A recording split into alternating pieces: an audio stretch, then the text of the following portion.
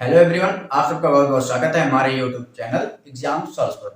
आज के इस क्लास में हम क्लास 11th के मैथ्स में समुच्चय चैप्टर से एक्सरसाइज 1.2 को सॉल्व करेंगे। क्लियर? तो 1.2 के पहले हमने क्या पढ़ा था? एक्सरसाइज 1.1। तो इसमें के सभी प्रश्नों को हमने अच्छे तरीके से सॉल्व कराया था। तो आज के इस क्लास में हम एक्सरसाइज 1.2 को पढ़ेंगे और इसे पूरी तरह से समाप्त करेंगे। इस प्रश्नावली में केवल 6 प्रश्न हैं। कितने प्रश्न हैं? 6 प्रश्न। तो आज का हमारा पहला प्रश्न है प्रश्न नंबर 1।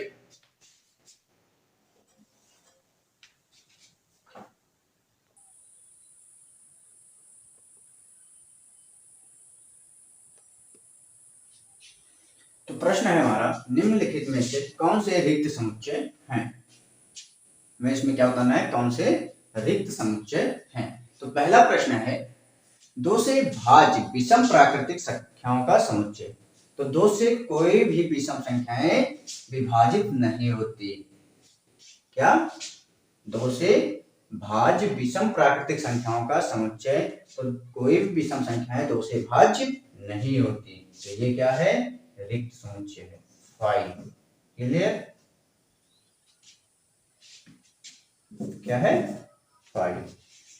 सम अभाज्य संख्याओं का समुच्चय। सम अभाज्य संख्याओं का समुच्चय।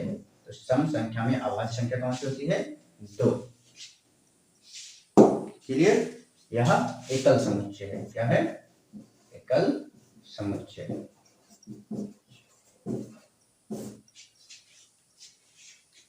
लिखा है x z एक प्राकृतिक संख्या है।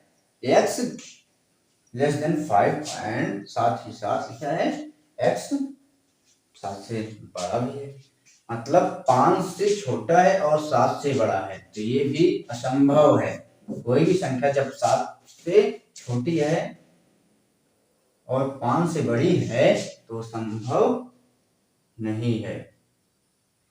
x से 5 बड़ा है, x जो है 5 बड़ा है और x से 7 छोटा है।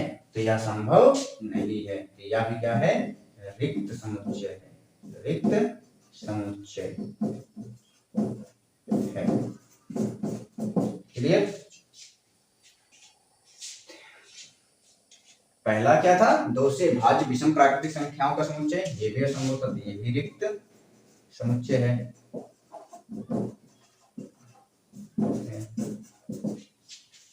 दूसरा, सम अभाज्य संख्याओं का समुच्चय 2।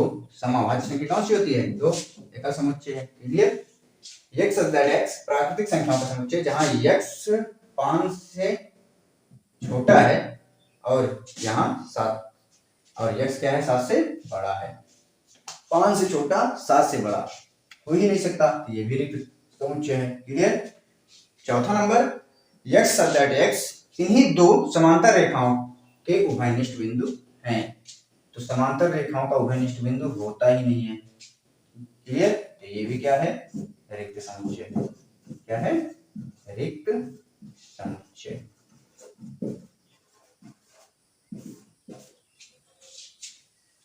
तो पहला प्रश्न क्या था? निम्न में से कौन से रिक्त समुच्चय हैं? तो पहला नंबर रिक्त समुच्चय है, तीसरा नंबर रिक्त समुच्चय है और चौथा नंबर रिक्त समुच्चय है। क्लियर? अगला प्रश्न देखें, प्रश्न नंबर 2।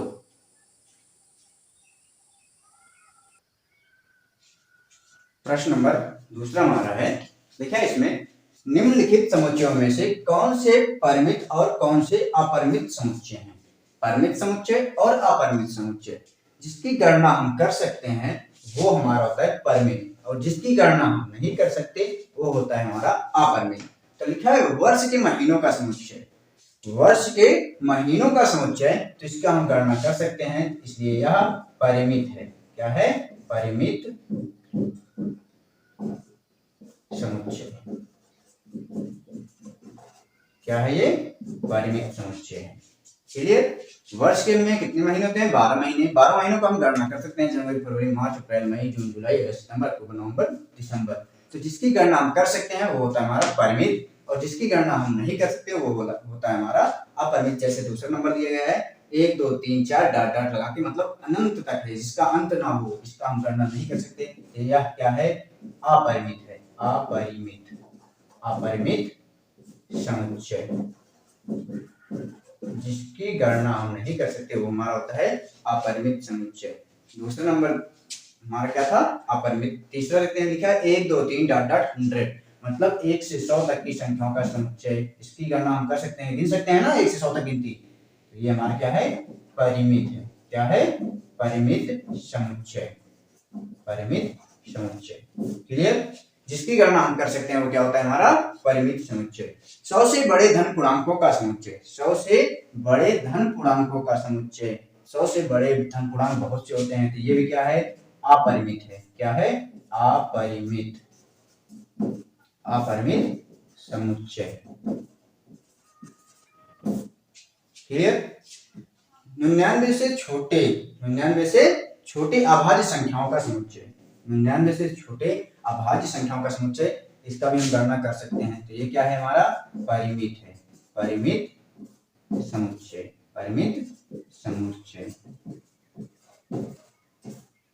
जिसकी गणना हम कर सकते हैं वो हमारा परिमित, जिसकी गणना नहीं कर सकते वो हमारा अपरिमित। क्लियर? प्रश्न नंबर 2 परिमित और परिमित समझ गए यहां से। चलो अगला प्रश्न लिखते हैं, प्रश्न नंबर 3। तो प्रश्न नंबर 3 हमारा क्या है? निम्नलिखित समुच्चयों में से प्रत्येक के लिए बताइए कि कौन सा परिमित और कौन सा अपरिमित है। क्या बताना है? कौन से परिमित समुच्चय है और कौन से अपरिमित समुच्चय। प्रश्न नंबर 2 की भांति ये भी तीसरा प्रश्न है। तो लिखा है x अक्ष के समांतर रेखाओं का समुच्चय। प्रश्न नंबर 1 हमारा क्या है? x अक्ष के समांतर रेखाओं का समुच्चय। अंग्रेजी वर्णमाला के अक्षरों का समुच्चय। उन संख्याओं का समुच्चय जो 5 के गुणज हों। पृथ्वी पर रहने वाले जानवरों का समुच्चय। मूल बिंदु से होकर जाने वाले वृत्तों का समुच्चय। तो प्रश्न नंबर 1 2 3 और 4 ये इतने प्रश्न हैं। तो x अक्ष के समांतर रेखाओं का समुच्चय अपरिमित है। क्या है? अपरिमित है। क्लियर? x अक्ष के समांतर रेखाओं का समुच्चय क्या होता है? अपरिमित। तो कोई भी x अक्ष के समांतर अनेक समांतर रेखाएं हो सकती हैं। क्लियर? x अक्ष के समांतर अनेक समांतर रेखाएं हो सकती हैं, इसलिए क्या है? अपरिमित समुच्चय है। अंग्रेजी वर्णमाला के अक्षरों का समुच्चय। अंग्रेजी वर्णमाला में कितने अक्षर होते हैं? 26 अक्षर होते हैं। तो ये क्या है? परिमित समुच्चय है। परिमित समुच्चय है। क्या है? परिमित है। दूसरा हमारा क्या है? परिमित समुच्चय है। अंग्रेजी वर्णमाला के अक्षरों का समुच्चय क्या होता है? परिमित होता है। उन संख्याओं का समुच्चय जो 5 के गुणज हो। क्या कहा है प्रश्न हमारा? उन संख्याओं का समुच्चय जो 5 के गुणज हो। तो 5 के गुणज अनेक होते हैं, तो यह भी हमारा क्या है? अपरिमित है। अपरिमित समुच्चय है। क्लियर? ये भी क्या है? हमारा अपरिमित है। प्रश्न नंबर 4 हमारा पृथ्वी पर रहने वाले जानवरों का समुच्चय। पृथ्वी पर रहने वाले जानवरों का समुच्चय। तो देखो, पृथ्वी पर रहने वाले इंसानों का जब हम गणना कर सकते हैं तो जानवरों की भी गणना कर सकते हैं, इसलिए ये क्या है? हमारा परिमित समुच्चय है। परिमित समुच्चय। इंसान हो या जानवर हो, पशु पक्षी हो। क्लियर? पक्षियों का भी गणना कर सकते हैं। क्या है ये? हमारा परिमित समुच्चय है। मूल बिंदु से होकर जाने वाले वृत्तों का समुच्चय। मूल बिंदु क्या होता है? हमारा 0,0 से होकर जाने वाले वृत्तों का समुच्चय। तो एक मूल बिंदु से कई वृत्त खींचे जा सकते हैं, इसलिए ये क्या है? हमारा अपरिमित है। अपरिमित समुच्चय है। समुच्चय है। क्लियर? प्रश्न नंबर 3 हमारा क्या था? निम्न समुच्चयों में से प्रत्येक के लिए बताइए कि कौन से परिमित और कौन से अपरिमित हैं। तो x अक्ष के समांतर रेखाओं का समुच्चय अपरिमित होता है। अंग्रेजी वर्णमाला के अक्षरों का समुच्चय परिमित होता है। उन संख्याओं का समुच्चय जो 5 के गुणज हो वो भी हमारा अपरिमित होता है। पृथ्वी पर रहने वाले जानवरों का समुच्चय परिमित होता है। मूल बिंदु 0,0 से होकर जाने वाले वृत्तों का समुच्चय अपरिमित होता है। ये अनेक खींचे जा सकते हैं। क्लियर? तो प्रश्न नंबर हम 4 देखते हैं। प्रश्न नंबर 4 हमारा क्या है? तो प्रश्न नंबर 4 में लिखा है निम्न में से बताइए कि a बराबर b है अथवा नहीं है। क्लियर। प्रश्न नंबर 1 लिखा है a बराबर,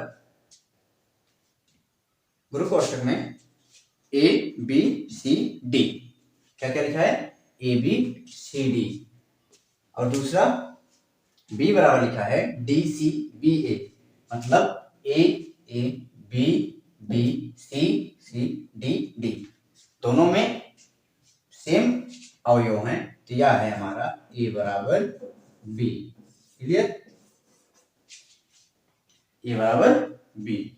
दूसरा 4 8 12 16, 8 4 16 18, 8 4 16 18, 4 मिला 8 मिला 16 मिला 12 नहीं मिला 18 मिला। क्लियर, ये 18 है, तो ये भी क्या है a does not equal to b, ये बराबर नहीं है, क्या बराबर नहीं है। क्लियर। तीसरा a बराबर 2 4 6 8 10 x such that x सम धन पूर्णांक 10 से छोटे हों, और ये भी वही है, क्या है 2 4 6 8 10, 10 के बराबर और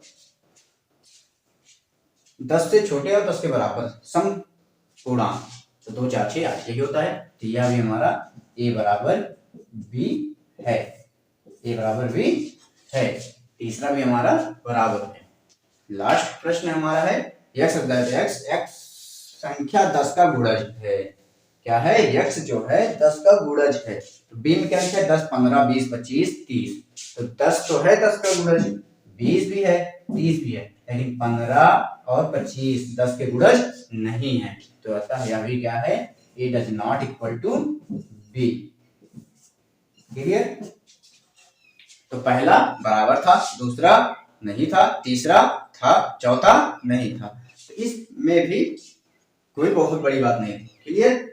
प्रश्न नंबर 5 को देखते हैं। प्रश्न नंबर 5 हमारा क्या है, लिखा है प्रश्न नंबर 5 में क्या निम्नलिखित समुच्चय युग्म समान है कारण सहित बताइए, मतलब समुच्चय युग्म दिया गया है, इसमें बताना है बराबर है या नहीं है। क्लियर। प्रश्न नंबर 5, प्रश्न नंबर 5, क्या निम्नलिखित समुच्चय युग्म समान है कारण सहित बताइए। नंबर 1 लिखा है a बराबर 2 3 और b बराबर x सच दैट x समीकरण x square plus 5x plus 6 बराबर 0 का एक हल है। तो हम b पॉइंट को देखते हैं, b बराबर क्या लिखा है, b पॉइंट में लिखा था x such that x square plus 5x का एक हल है, तो हम सीधा समीकरण को लिखेंगे x square plus 5x plus 6 equal to 0। Clear.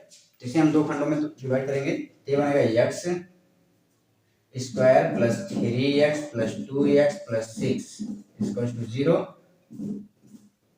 x बराबर x plus 3 plus 2 x plus 3 equal to 0, तो x plus 3 equal to 0, x plus 2 equal to 0, तो x plus 3 equal to 0 equal to x बराबर minus 3, x plus 2 equal to 0,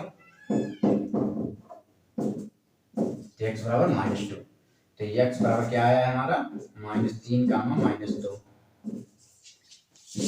समान है, ये 2 gamma 3 था, ये minus 2 gamma 3 है, तो बराबर है नहीं है माइनस में, तो यहाँ पर लिखेंगे हम a does not equal to b। Clear. पहला समान नहीं है, पहला पॉइंट क्या था समान नहीं है। क्लियर। अगला पॉइंट देखते हैं, पॉइंट नंबर 2।